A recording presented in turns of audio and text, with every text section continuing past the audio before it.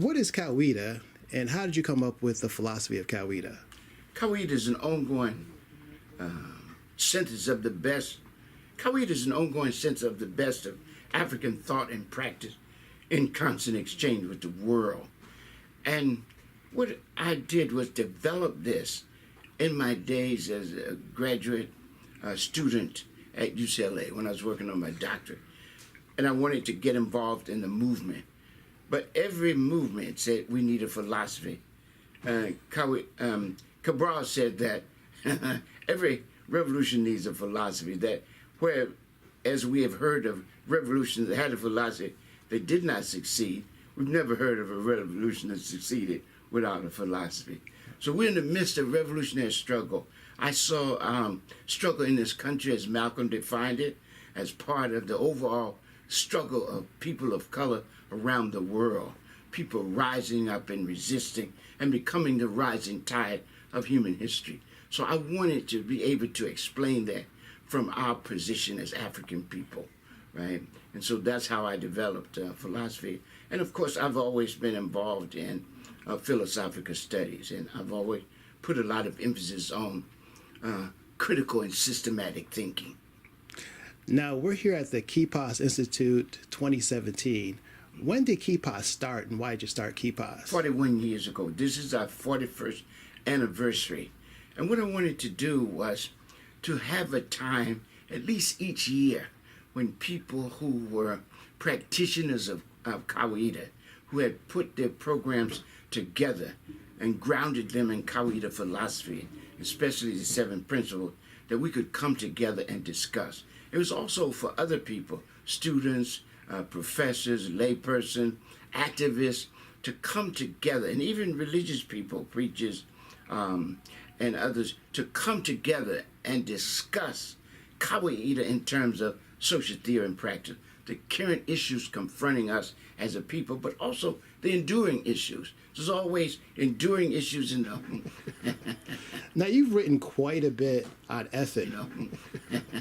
Now, you've written quite a bit on ethics.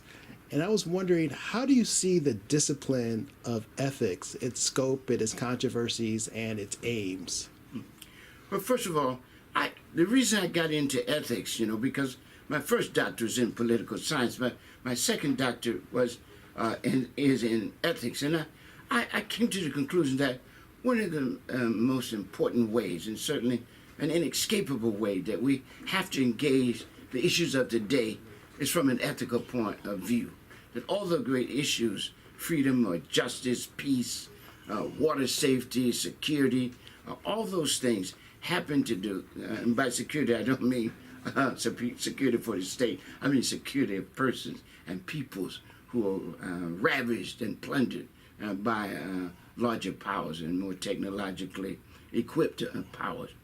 So I saw these as critical to us, and I see, of course, ethics I talk about in a similar way that everyone else is that it is a critical reflection on issues of right and wrong, good and bad, but also our moral obligations in relationship. Because I think that our ethics began as a relational project and process. We come into being as in relationship. We are who we are as a result of our relationship. I'm husband, that's a relationship. I'm son, that's a relationship. I'm teacher, soldier, that's a relationship. All of these things are relationships, and all those relationships carry obligations. So I wanted to talk about how do we build, in the terms of that, an ethical community, a good and just society, and a good and sustainable world. So there's circles of relationship and circles of concentric circles of obligations. And so I see ethics as engaging those 3 circles, our community, and within that community, of course, our family and our personal life, but the society in which we are in, and also the world. Mm-hmm. Now, at the beginning of Black theology, there was a relationship between Black study scholars and Black theologians, but it's kind of gotten away from that. So I was wondering, can you speak to how Black studies can help Black theologians and Black ethicists better understand their task and their aims? Mm-hmm. Yeah. Well, appreciate what you asked if I'm saying correctly. The only reason they bear the name black is because they belong to a certain people. And if they lose that relationship, their theology is more abstract than it is relevant to the life of the people that they say they speak for and they try to understand.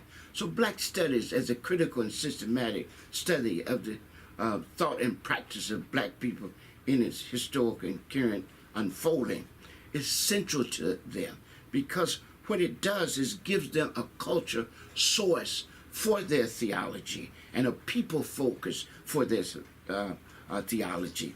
And if they want it to be more than a caricature or a paler version of European theology, they must go to the people, start what they know, build on what they have, learn from them, identify with them in their struggles to live full and meaningful lives, and to engage themselves and understand and assert themselves in dignity-affirming, life-enhancing, and world-preserving ways.